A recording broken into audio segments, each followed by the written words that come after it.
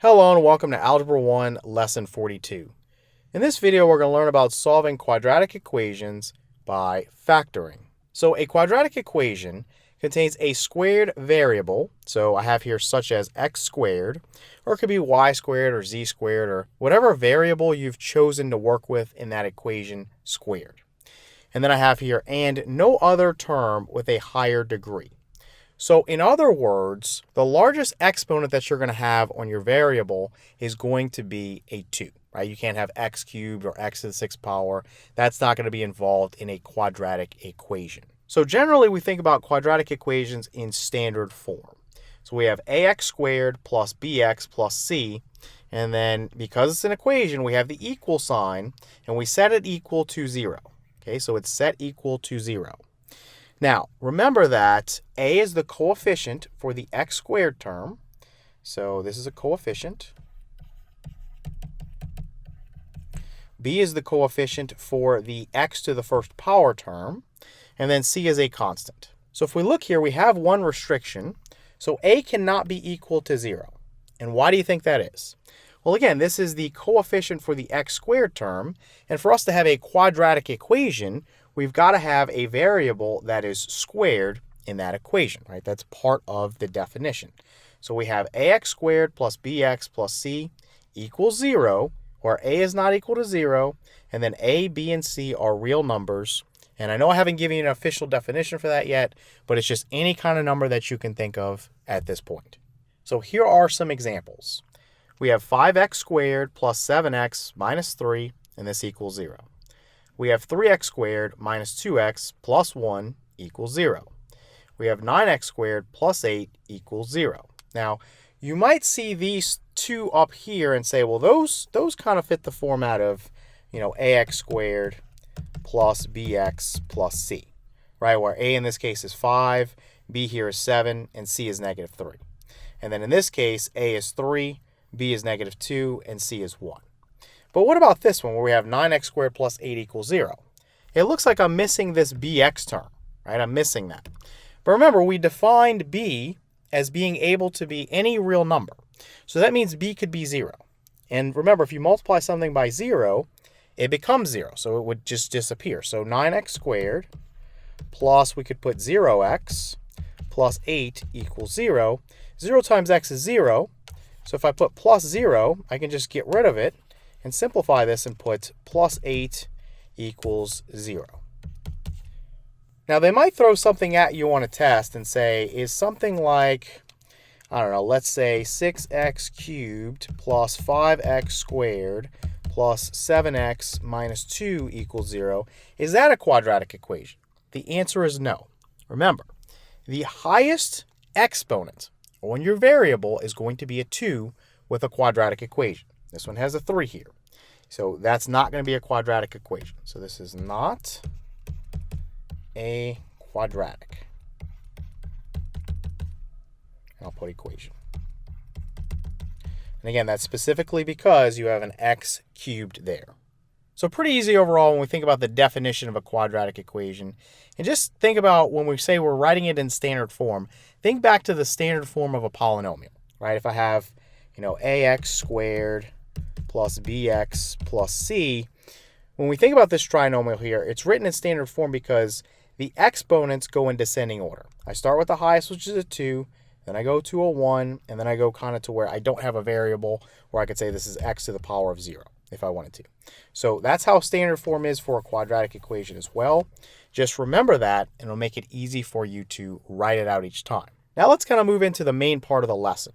We're going to start solving these quadratic equations using factoring. So I want you to first recall that a solution for an equation is any value, or it could be values, that makes the equation true when it replaces the variable, or it could be variables if you have more than one. So for example, if we think back to when we're working with linear equations, we have 3x minus 5 equals 10. I have here that this has a solution of x equals 5. Why? Because if I plug a 5 in for x there, I get a true statement. If I take 3 and I multiply it by 5, minus 5 equals 10. 3 times 5 is 15. I'd get 15 minus 5 equals 10. And then I get 10 equals 10. So the left and the right side are the same value. And so this equation is now true, right? But it's only true if x is equal to 5. It's not true for any other value of x. And then let's look at one other one. We have that 2x minus 1 equals 11 has a solution of x equals 6. Again, if I put a 6 in for x, I would have 2 times 6 minus 1 equals 11. We could see that would work out. 2 times 6 is 12 minus 1 equals 11. We get 11 equals 11. Again, same value on the left and the right side.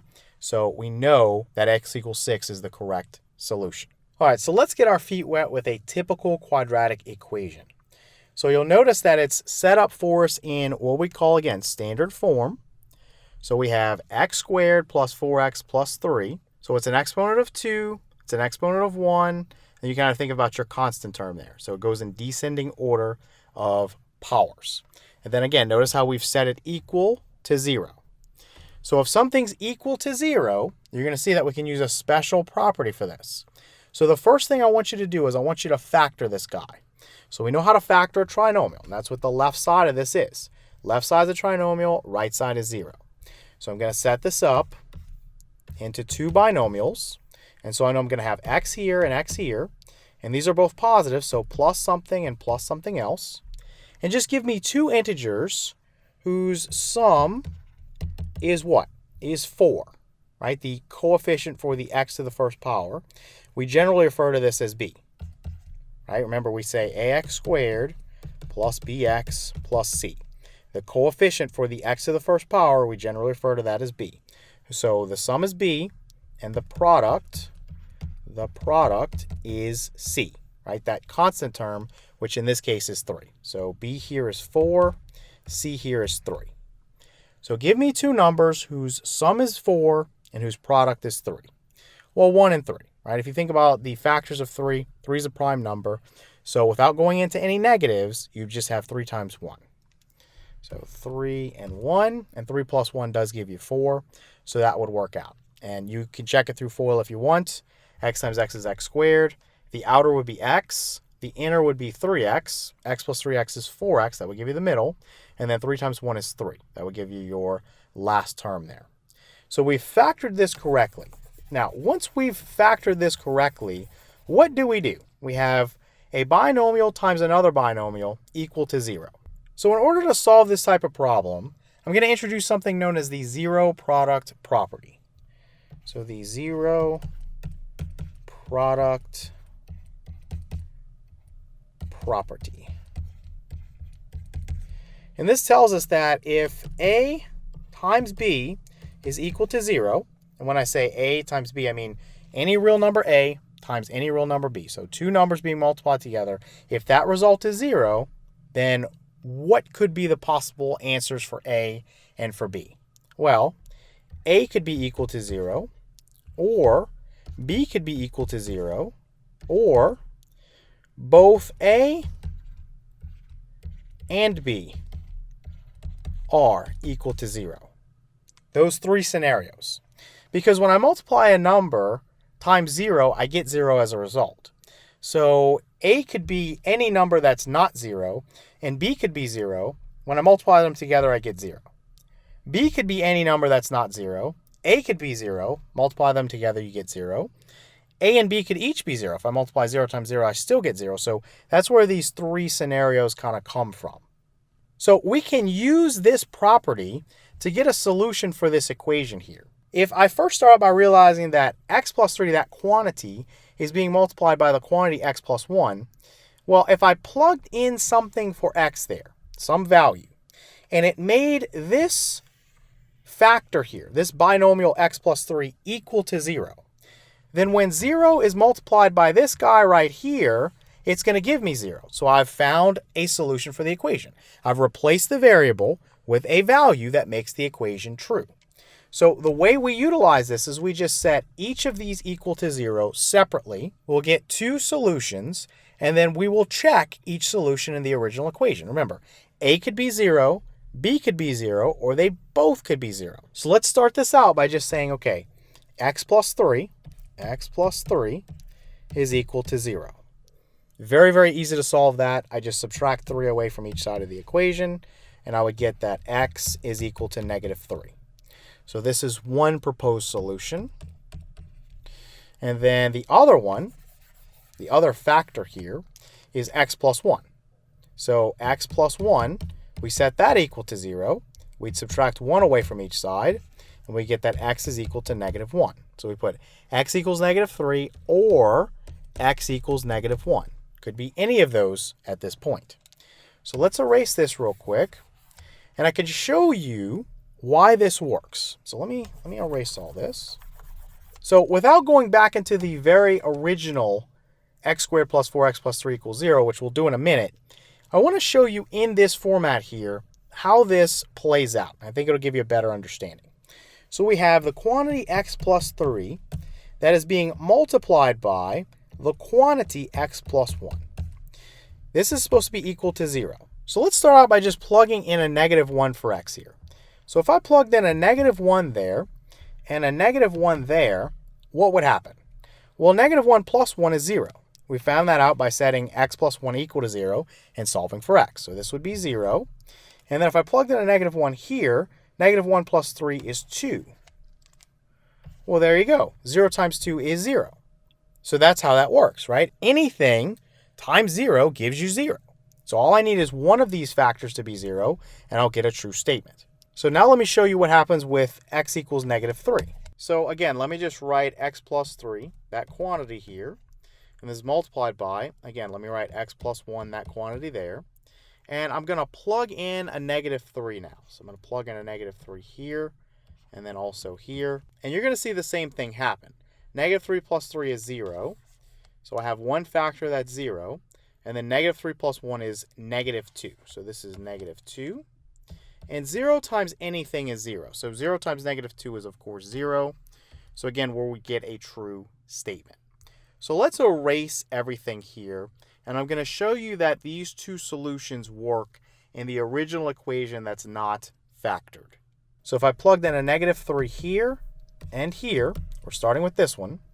So we would have negative 3, that quantity. You're plugging in for x, and x is squared. So you got to use parentheses there.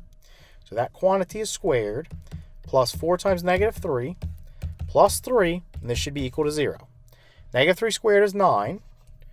4 times negative 3 is negative 12, so minus 12. Plus 3 equals 0.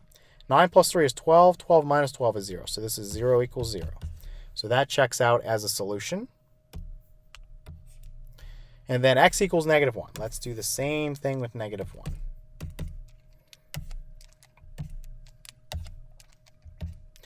Erase this. So we'd have negative 1 squared, that's 1. And then 4 times negative 1 is negative 4, so minus 4. And then plus 3, and this equals 0. 1 minus 4 is negative 3. Negative 3 plus 3 is 0, so you get 0 equals 0. So that one checks out as well. And so my solution is x equals negative 3, or it could also be that x equals negative 1, right? Each of those would work.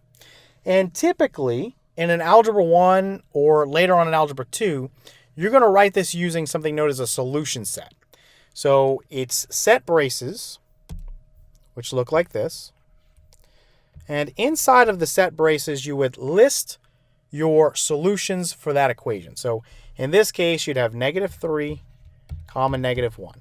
But in Algebra 1, this is still pretty much acceptable. So either way you want to write your solution, either with the solution set notation, which we'll cover greatly in Algebra 2, or with this notation here that we've been using forever, as long as you're displaying to your teacher what the solution is, x could be negative 3 or x could be negative 1, and those solutions are correct, you should get full credit.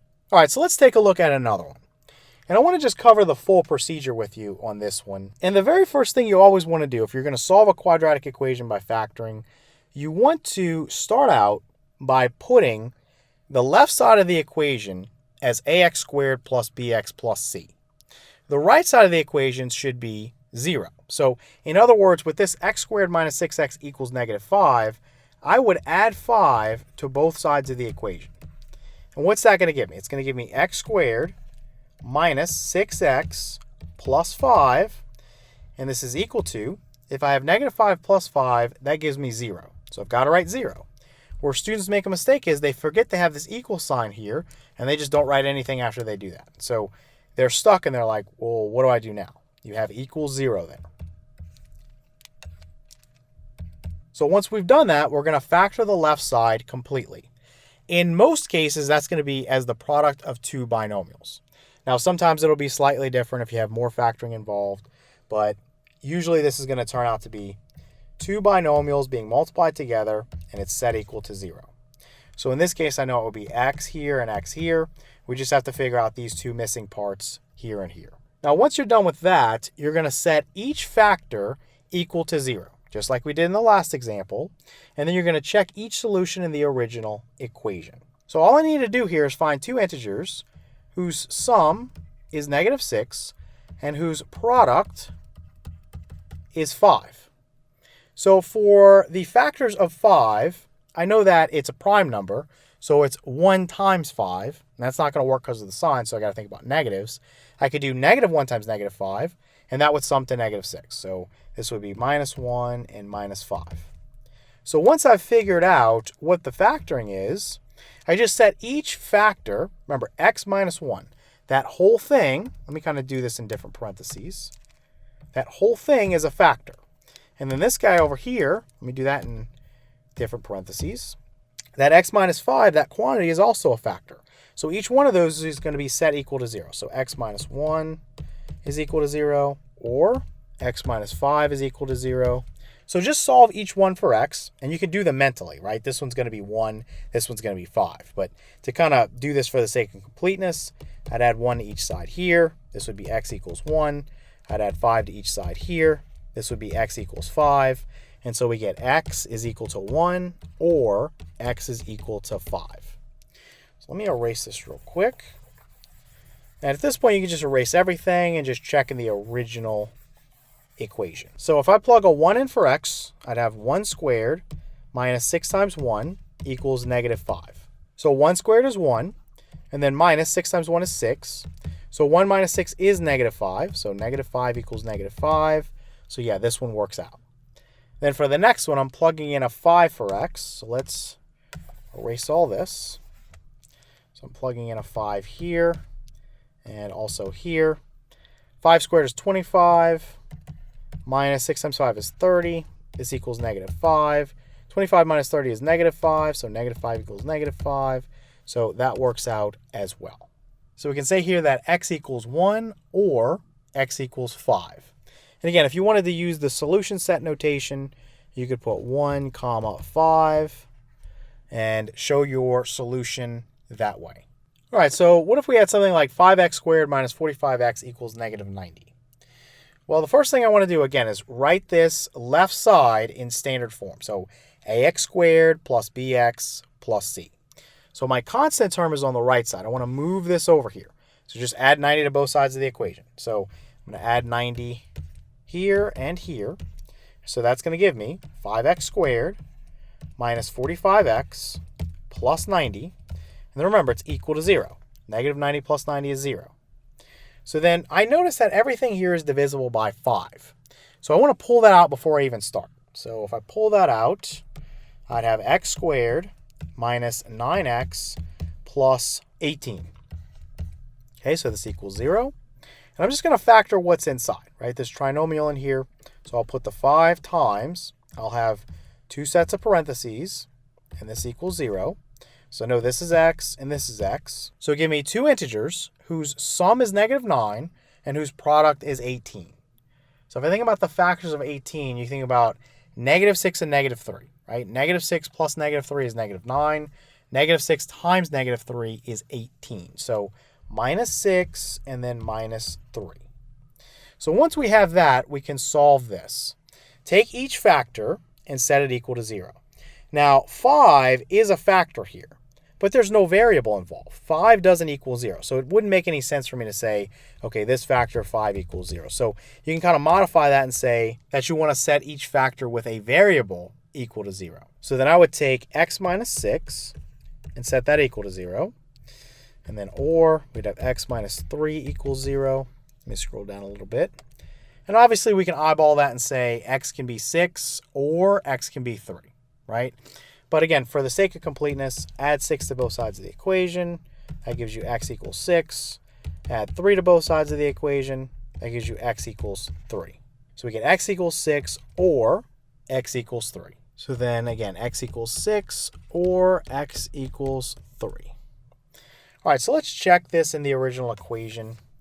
So I'd have 5 times, plug in a 6 for x, that's squared, minus 45 times, plug in a 6 for x. This equals negative 90. So 6 squared is 36. So I'd have 5 times 36, which is 180, minus 45 times 6, which is 270.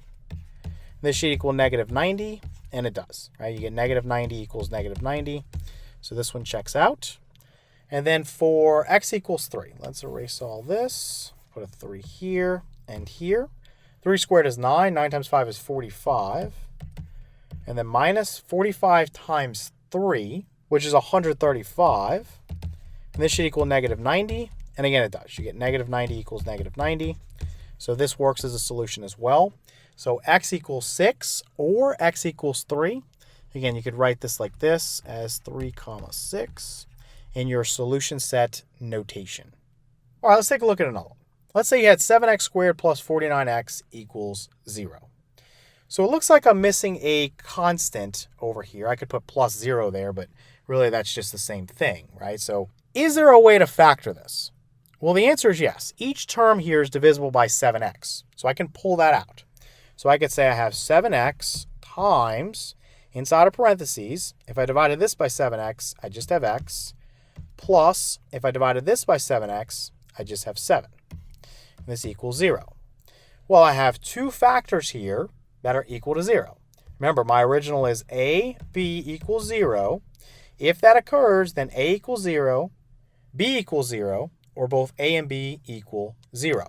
So I can set each factor here, because they each have a variable involved, equal to 0, and I can solve. So I could say 7x equals 0, or x plus 7 equals 0. Now, 7x equals 0 is very straightforward. You divide both by 7, and you get x equals 0.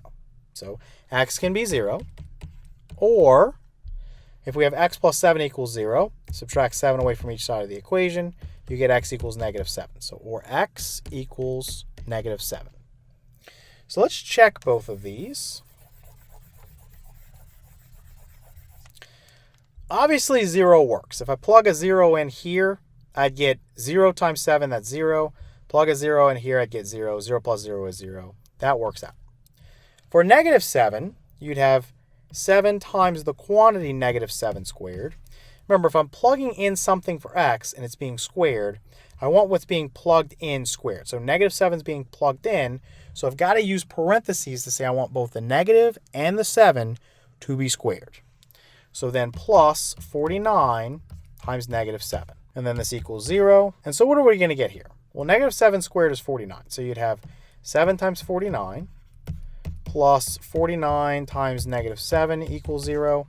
You don't even need to do the multiplication because these two numbers would be opposites. I have positive times positive, and I have negative times positive. So this would be negative, this would be positive. It would be the same number, they would just be opposites. This would be positive 343, and this would be negative 343. So you'd have 343 minus 343 equals 0. So 0 equals 0. So yes, x equals negative 7 is a solution. So you get x equals 0 or x equals negative 7. Again, you could write that using solution set notation as negative 7 comma 0 inside the set braces. So let's look at a harder one. We have 7x squared minus 3x plus 7. This is equal to negative 33 plus 58x. So we're going to add 33 to both sides of the equation. And then we're going to subtract 58x from both sides of the equation. And so let's cross this out and put a 0. And then over on the left-hand side, we'll have 7x squared. Negative 3x minus 58x is going to be negative 61x. And then 33 plus 7 is 40. So plus 40, and this equals 0. So let's go ahead and factor the left side. Now, we have one where the a, the coefficient of the x squared term, is not 1. So this requires a little bit more work to factor. But that's okay. We already learned how to do that in a previous lesson.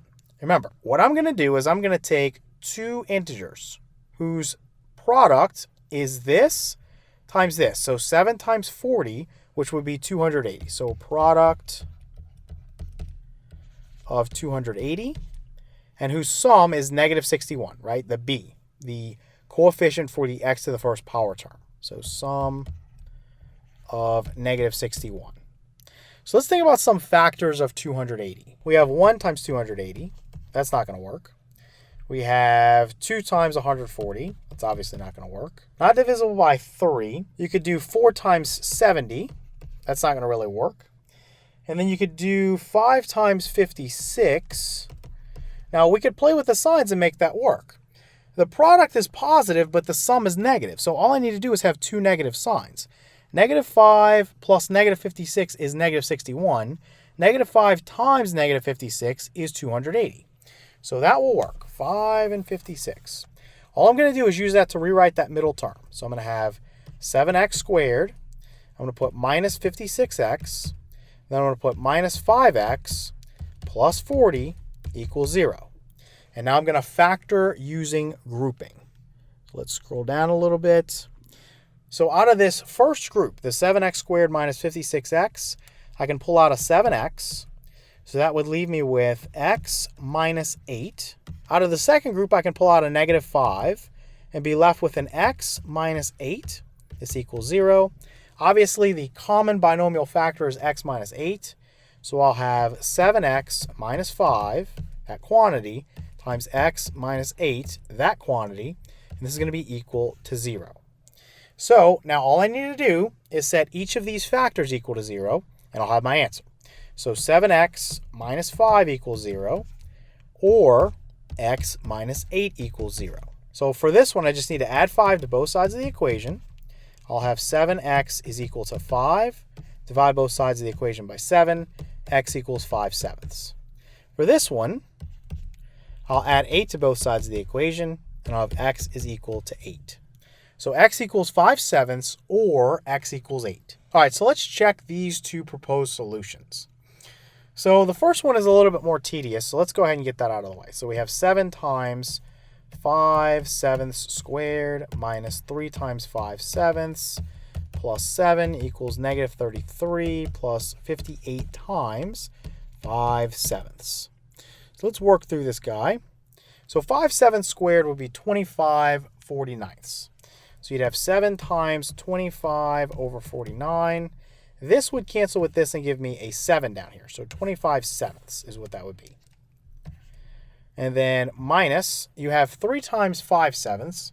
Nothing I can really cancel there. So I'm going to write 15/7. And then plus 7. Before I go on over here, let me just get a common denominator going. So I could write this as 49 over 7. And then I could just perform the operation with the numerators. 25 minus 15 is 10. 10 plus 49 is 59. So this is 59 over 7 on the left side. So 59/7. And this equals, over here, if I do the multiplication of 58 times 5/7, well, 58 times 5 is 290. So I'd have negative 33 plus 290 over 7. Now, to get a common denominator here, I'd multiply this by 7 over 7, and I'd get negative 231. So this would be negative 231 over 7. If I do negative 231 plus 290, I get 59. So you'd end up with 59/7 is equal to 59/7. So this one checks out. And then the second one is that x equals 8. That one's a lot easier to do. So let's knock that out real quick. So 7 times, you'll have 8 squared minus 3 times 8 plus 7. This is equal to negative 33 plus 58 times 8. So 8 squared is what? That's 64. So 7 times 64 minus 3 times 8 is 24 plus 7. So 7 times 64 is 448. So 448, so minus 24 plus 7. Over here, let's just do some of this. 58 times 8 is 464. So you'd have negative 33 and then plus 464. All right, so let's put equals. Negative 33 plus 464 is 431. Then over here, 448 minus 24 is 424. Then plus 7 is 431. So you get 431 equals 431. So that works out. So we could say that x equals 8 is also a solution here. And again, you can write this in solution set notation, where you'd put 5/7, comma 8. Right, your two solutions inside of the set braces. But again, in Algebra 1, this is a perfectly acceptable answer.